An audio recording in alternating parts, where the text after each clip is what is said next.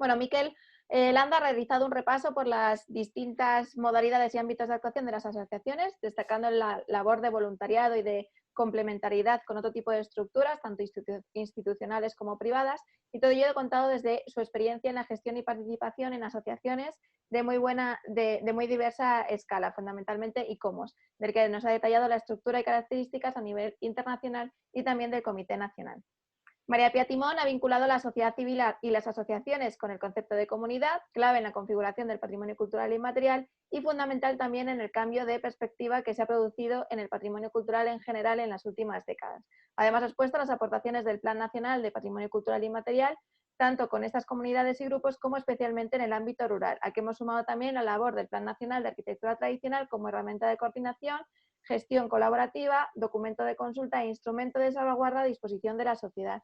Un patrimonio que, por su vulnerabilidad y especificidad, necesita de la participación de la sociedad tanto en la consecución de su protección como en la coordinación real entre los distintos agentes implicados.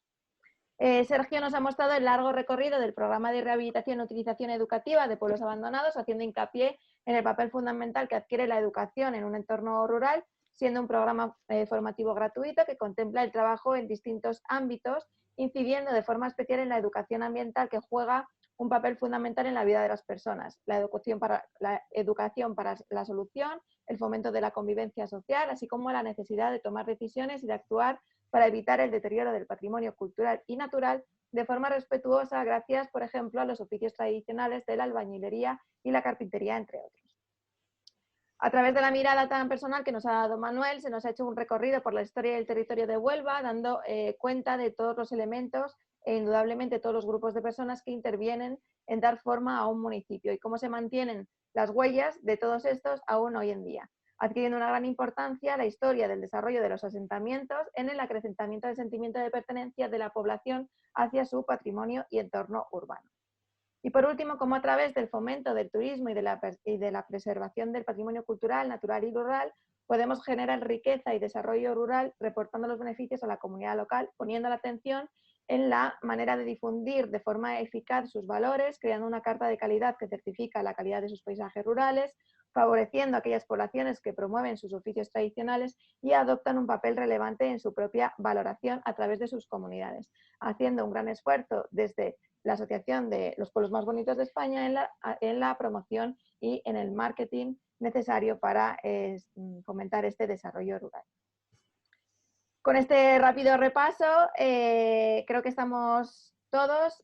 Vamos a dar paso a las preguntas. Comienzo con la que nos realiza Clara Villalba, un poco, yo creo que podemos contestar entre María Pía y yo sobre los planes. Bueno, nos da las gracias por organizar estas jornadas, gracias a vosotros por apuntaros.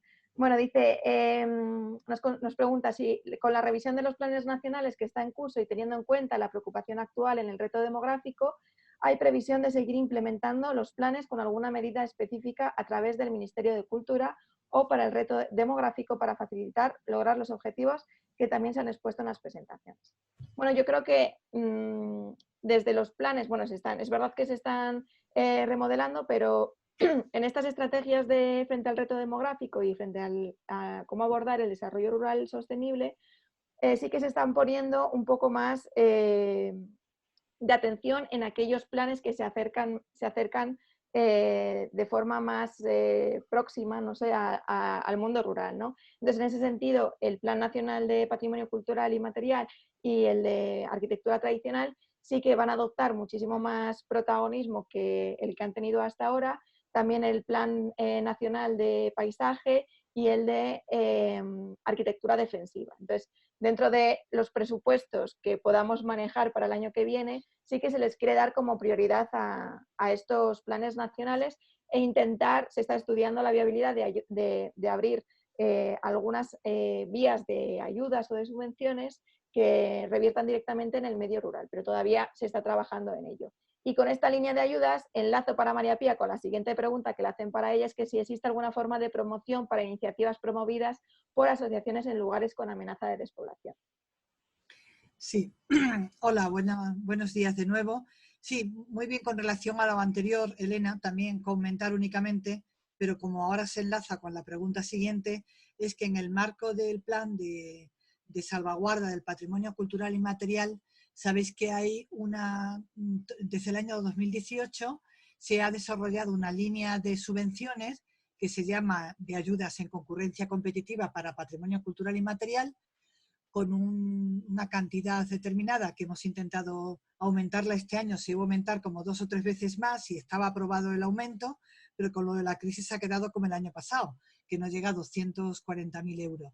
Y en esos 240.000 euros hay como 3 conceptos económicos, y uno de ellos precisamente es para asociaciones o entidades sin ánimo de lucro. ¿Entendéis? Fundaciones, asociaciones sin ánimo de lucro. Es decir, que precisamente los 3 conceptos son comunidades autónomas, entes locales y asociaciones bueno, pues fundaciones, etcétera, sin ánimo de lucro. Es decir, que en ese sentido, pues sí que queríamos haber aumentado mucho más precisamente lo de asociaciones y fundaciones, porque fueron muchísimos proyectos los que se enviaron de este concepto tercero, y así lo habíamos puesto. Lo que pasa es que con este problema del COVID se ha quedado todo como en el 2018, pero habíamos aumentado muchísimo dinero para ese tercer concepto, que incluso había habido muchísima más demanda que a través de las universidades. Muchas gracias, María. La siguiente pregunta que tenemos es para Sergio Pérez, de Almudena Galán, que te felicita por la intervención, preguntando si han pensado extender este proyecto didáctico a otros pueblos de la península, viendo el éxito que les precede, consiguiendo esa transmisión del patrimonio cultural inmaterial. Pues si dependiera de mí, a muchísimos pueblos, a muchísimos pueblos. Desde hace 36 años lleva funcionando en los 3 pueblos que nombré antes, Búbal, Umbrarejo y Granadilla, y a mí me encantaría, ¿no?, que esa pregunta que nos acaban de hacer, pues llegara a buen puerto, sobre todo que es el gobierno central, independientemente del signo político que esté en Madrid, pues que se pueda llevar a cabo. Yo también tenía una pregunta para Sergio. Era que me gustaría saber si existe alguna relación del programa con la población que habitaba Granadilla antes de que tuvieran que abandonarlo. Y por otra parte, ya aprovecho para ofrecer la colaboración del Ministerio de Cultura, que ya os comentamos, sobre todo en aspectos relativos al patrimonio cultural inmaterial y a la rehabilitación de la arquitectura tradicional. Bueno, pues en primer lugar, gracias por la ayuda y por la colaboración que prestáis. Ya he comentado antes que ha sido pues un honor, ¿no?, estar aquí en este foro y que conozcáis un poco el PROEPA y en qué consiste y cómo se desarrolla. Sinceramente, cuando la gente se tuvo que marchar de Granadilla fue un proceso muy triste. No estaban citados para que el 14 de mayo o el 20 de noviembre se tuvieran que ir todos. Fue una transición pues paulatina. Hoy se iba una familia, dentro de 15 días se iba otra familia. Fue mucho sufrimiento porque imaginaros, ¿no?, pues familias que tenían buena relación, sus hijos que jugaban todas las tardes juntos, pues se tenían que despedir para decidir o para ver que nunca se iban a poder ver de nuevo. Sí os puedo decir que existe una asociación denominada Hijos de Granadilla, que la componen ahora mismo personas muy, muy, muy mayores que se tuvieron que marchar de Granadilla cuando tenían 8, 9, 10, 11 años. Yo siempre digo que es una asociación un poco en peligro de extinción. ¿Por qué? Por la edad. Porque todos los años visitan Granadilla el 15 de agosto y el 1 de noviembre, a ver sus casas, a recorrer las calles de su pueblo. Nosotros con el programa educativo colaboramos con ellos. El año pasado sí pudimos hacer una actividad entrevistando nuestros propios alumnos a esos hijos de Granadilla ya de 70 y muchos, 80 y muchos, 90 y pico años, como se suele decir. Sí tenemos una gran relación porque encima cada vez que van se ponen en contacto conmigo. Le preparamos la iglesia, ellos ofician una ceremonia eclesiástica, pero claro, una iglesia que está abandonada. Nosotros se la limpiamos, le ponemos velas, la adornamos con las plantas de nuestro oficio de jardinería, le prestamos nuestro equipo de sonido, le ponemos el altar. Con el carpintero también estuvimos restaurando una de las imágenes que allí existían. Por lo tanto, la colaboración es muy buena, ha mejorado muchísimo en los últimos años y de vez en cuando simplemente nos llamamos, yo sobre todo con el presidente, pues por tener esa relación y que esa gente no pierda el vínculo con su pueblo. ¿Y queda algún maestro artesano de Granadilla en esa asociación o no? Pues son personas muy mayores, ya jubiladas. Cada año yo veo menos. porque unos fallecen, otros por impedimento de salud no pueden asistir. Yo, por ejemplo, con el presidente, que se llama Eugenio, y digo su nombre porque el hombre se preocupa sinceramente mucho, mucho por su pueblo. Yo le conocí hace 4 años y medio y ahora cada vez que va a Granadilla le tenemos que abrir las puertas del pueblo para que entre porque él ya está en silla de ruedas, ¿sabes? Ellos nos cuentan su vivencia, sus experiencias, a qué se dedicaban. Lo que pasa es que yo en Granadilla me encuentro con 2 versiones de esa asociación. Hay vecinos de esa asociación que están muy contentos porque gracias al PROEPA cuidamos las infraestructuras del pueblo, su arquitectura, le damos vida, le damos color, le damos alegría, pero claro, también me encuentro con la versión de aquellos vecinos de Granadilla que se sienten dañados porque les expropiaron su pueblo y ahora están chavales de 15 o 16 años pues bailando reggaetón en una velada nocturna, por ejemplo. Ya. Gracias, Sergio. Voy con preguntas. Prepárate, Francisco, porque tenemos unas cuantas preguntas. Vamos a ver. Bueno, te felicitan todos los oyentes que nos están haciendo preguntas para ti. Sara nos pregunta, Sara González Cambeiro, si han tenido la experiencia de que algún pueblo haya decidido revertir la inclusión de la lista de los pueblos más bonitos de España porque hayan comenzado a tener un turismo un poco invasivo que supere las capacidades de sostenibilidad del municipio.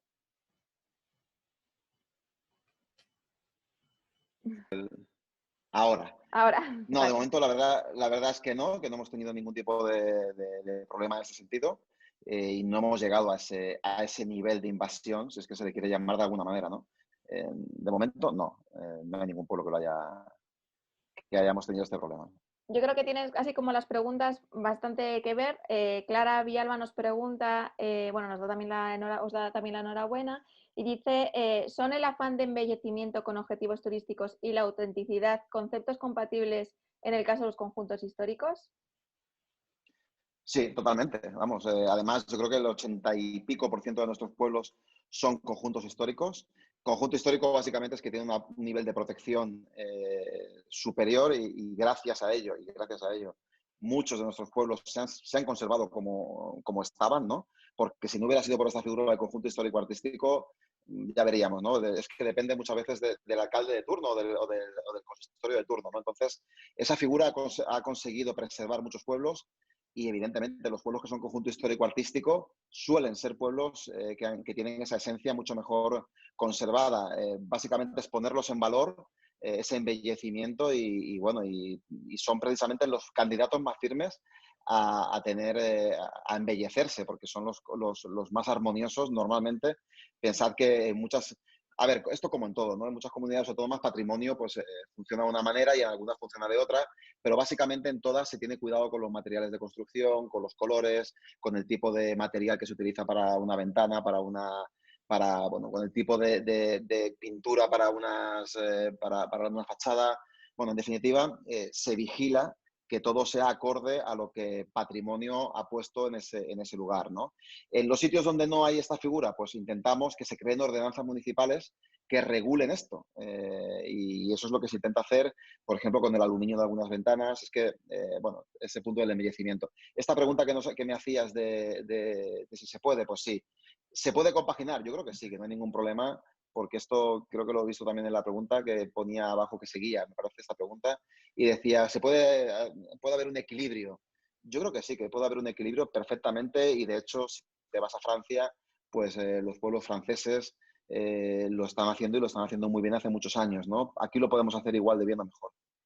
Vale, Patricia Suárez y Amaya Price dicen, más allá del atractivo turístico y de la promoción, ¿qué implicación tendrían todas estas intervenciones para la población de los municipios con los que se implican? ¿Se ha visto algún beneficio en el sector primario y sector secundario ligado a su implicación? ¿Y cómo es el futuro de esos lugares con la actual situación de COVID? Bueno, pues a la primera pregunta sí. Sí que se ha visto, además, tenemos incluso alcaldes, te puedo decir, que tienen pequeñas tiendas que tienen, además de tener, por ejemplo, ganado, ¿vale? Tienen tiendas donde pueden vender este ganado. Ellos han visto incrementado muy notablemente las ventas por ejemplo, de su tienda de productos comercializados del ganado, ¿no? Ya sean pues, jamones o lo que sea, ¿no? Da igual. En definitiva, o quesos todo ese tipo de productos que son muy artesanos y que son de la propia tierra, están teniendo una salida mucho mejor porque viene mucho más gente al pueblo, se compra mucho más, el pueblo es más conocido a nivel nacional, ese producto se puede vender también por otras vías, internet, y el hecho de estar en la asociación y de que suba el turismo de la manera que sube, yo creo que implica al final a todo el pueblo, no solamente a los restauradores y hoteleros, que es obvio, sino también a todos aquellos artesanos, a todas aquellas personas que trabajan en el sector primario, que yo creo que van a conseguir, pues, además, yo creo que nosotros hacemos en las asambleas bueno, pues vigilamos varios puntos, entre ellos está ¿no? Está el tema del producto local. Nosotros intentamos la puesta en valor del producto kilómetro cero y tenemos que intentar que desde los ministerios y desde las administraciones públicas pues se tenga mucho más en cuenta este producto local y de kilómetro cero, ¿no? Y yo creo que el hecho de que esté en la asociación pues implica al final todos los sectores del propio pueblo. Gracias. Te paso la última pregunta.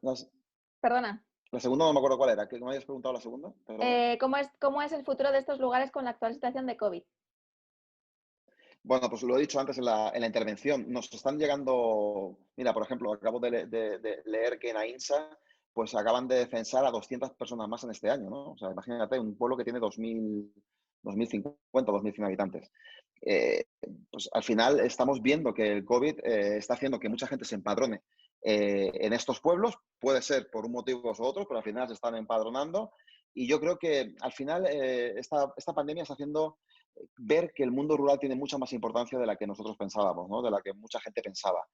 Mucho más importancia y la gente está valorando pues, esa independencia de vivir en un lugar mucho más apartado, de no vivir todos un poco hacinados como se vive en las ciudades, entre comillas, ¿no?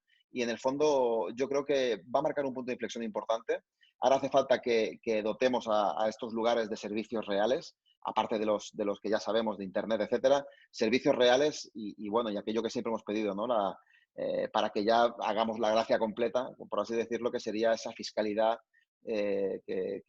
para establecerse en estos pueblos desde el punto de vista de autónomo, de empresa o incluso de ciudadano, tener una fiscalidad ventajosa para que estos pueblos se repoblen, vamos. Vale, y Yo te creo que paso sí, que tiene una importancia. la última pregunta para ti, Francisco. Dicen, Elena Vázquez nos dice, ¿prevén algún mecanismo de control, autocontrol sobre esa priorización de lo estético por encima de otro tipo de valor cultural? Bueno, a ver, más que por encima de otro tipo de valor cultural, a ver, nuestra asociación, lo que preguntaba, que era esa reauditoría, en definitiva, se hace, ¿vale? Nuestros pueblos entran en la asociación y luego son reauditados, pero son reauditados, evidentemente, desde el punto de vista estético, eso está claro, pero también se va a hacer reauditoría de todo lo que se hace y también se va a poner se va a poner el ojo en lo que se va a hacer en el futuro, ¿no? Nosotros cuando nos reunimos con los pueblos, con los ayuntamientos, nos reunimos con ellos y pensamos y les preguntamos, ¿qué vais a hacer en el futuro? ¿En qué vais a actuar? ¿No? ¿Cuál es vuestra visión de los próximos 5, 6, 10 años? ¿No? Para ver por dónde van los tiros y para ver dónde se quiere actuar. Y déjame decirte, por último, que una forma que yo creo que podría, porque hay otra pregunta por ahí que la he visto y quería comentarla, sobre cómo se podría ayudar un poco a estos pequeños municipios que no tienen esa posibilidad, ¿no? Porque tienen mucho patrimonio, pero son pueblos muy pequeños. Bueno, nosotros precisamente hemos demandado al Ministerio de Turismo en este caso, pero al final acabará dependiendo de Fomento y quizá de Cultura, ese 1,5% cultural que muchos pueblos solicitan para que se arreglen cosas del patrimonio de sus pueblos, pensar que los pueblos tienen que poner aproximadamente el 25% o más de ese dinero, ¿no? Pensar que arreglar, por ejemplo, unas murallas, eso es carísimo. Estamos hablando de millones de euros o de una simple torre, ¿no? En definitiva, lo que hemos pedido es que estos pequeños pueblos con tanto patrimonio puedan tener, pues en lugar de tener que pagar ese 25%, que puedan irse al 10% bueno, porcentajes mucho más bajos para que puedan intentar arreglar su patrimonio arquitectónico y puedan ponerse las pilas y no tengan que estar, pues bueno, pues a mí me hablaban el otro día de cantidades abismales para un pequeño pueblo a lo mejor de 500 habitantes, ¿no? Hablamos de millones de euros y eso es imposible.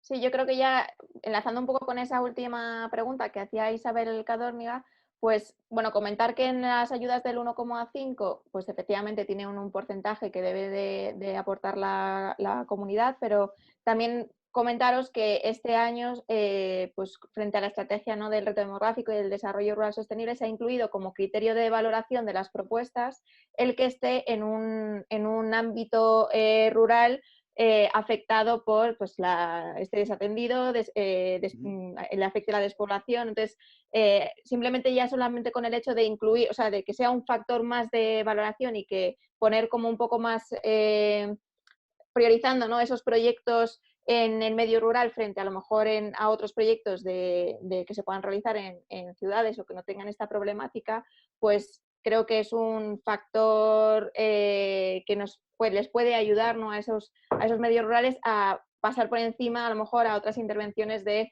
pues, grandes catedrales en conjuntos más urbanos o otro tipo de actuaciones. Luego también así, ahora te doy la palabra, María Pía. Desde Cultura, bueno, las ayudas que os ha comentado antes María Pía, algún tipo de ayuda que os comentaba yo que estamos intentando que directamente actúe sobre el medio rural, sobre arquitectura tradicional o otro tipo de patrimonio construido e inmaterial.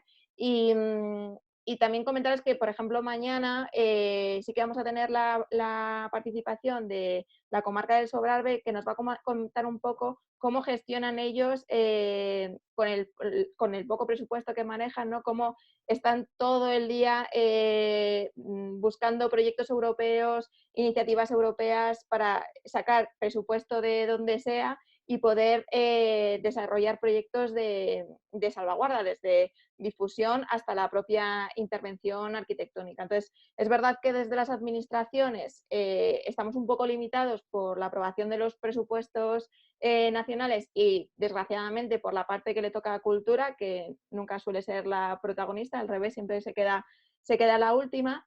Pero bueno, existen otras alternativas europeas y luego también de las propias asociaciones, ¿no?, de, pues eso, como comentaban antes, de los premios de Hispania Nostra o otro tipo de actuaciones que al final yo creo que se van apoyando, ¿no?, unas asociaciones o a lo mejor que tienen un poco más de ámbito nacional con otras más regionales, pues al final es intentar luchar y colaborar entre todos para sacar medios de donde no los hay.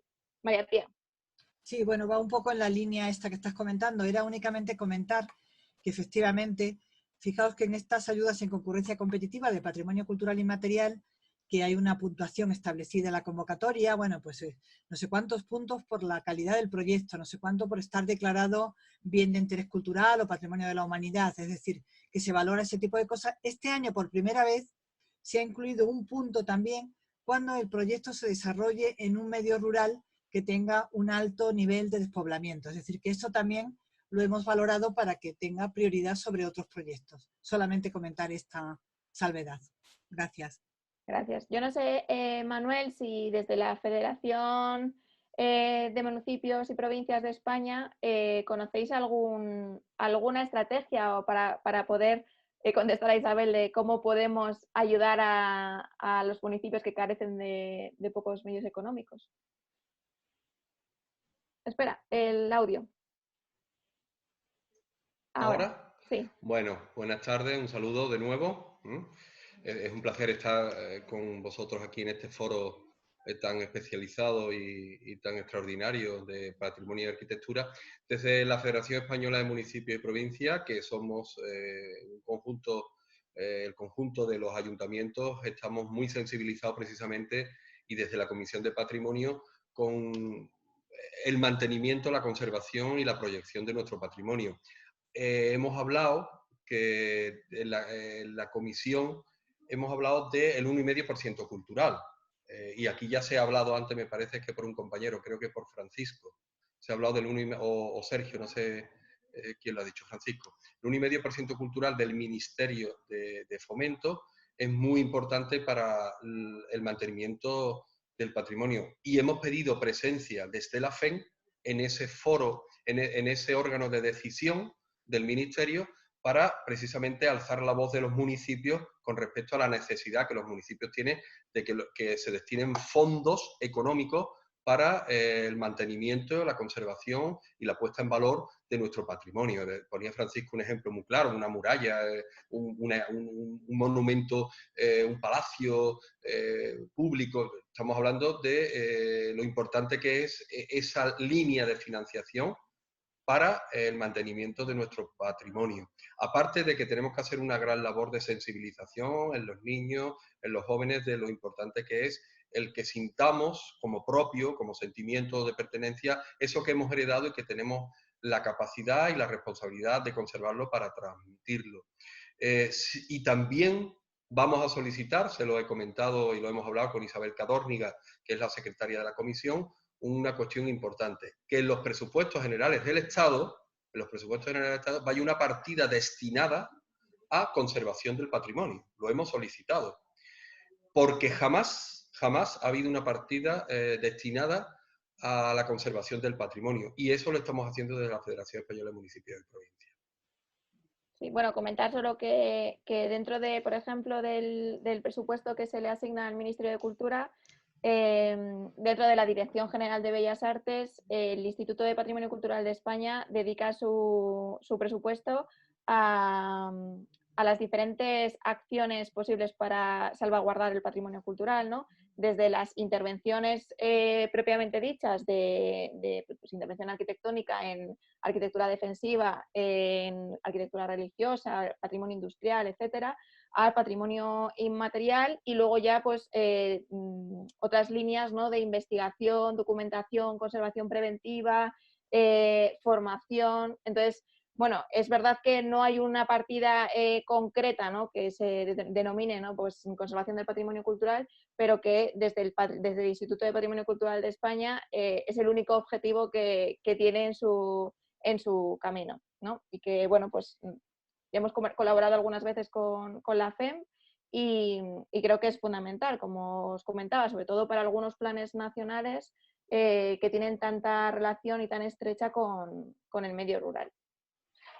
Bueno, yo creo que están más o menos todas las preguntas contestadas, así que voy a dar por finalizada la jornada. No puedo antes tengo que felicitaros a todos los ponentes por vuestras intervenciones, daros las gracias por querer acompañarnos en el seminario, y bueno, os invito a que mañana podáis seguir las ponencias del resto de compañeros que van a ser seguro también muy interesantes. Y nada, a todos los que os habéis apuntado y habéis estado pendientes de las intervenciones, también muchísimas gracias. Espero que las hayáis disfrutado y mañana más. Así que nada, gracias a todos. Muy bien, muchas gracias. Gracias a Muchísimas ti. gracias. Gracias a ti. Gracias. Y enhorabuena. Enhorabuena a ti, Elena, por tu trabajo. Enhorabuena, Gracias, Elena. María Pía. Muchas gracias. Sí, sí, sí. Gracias. Muy bien.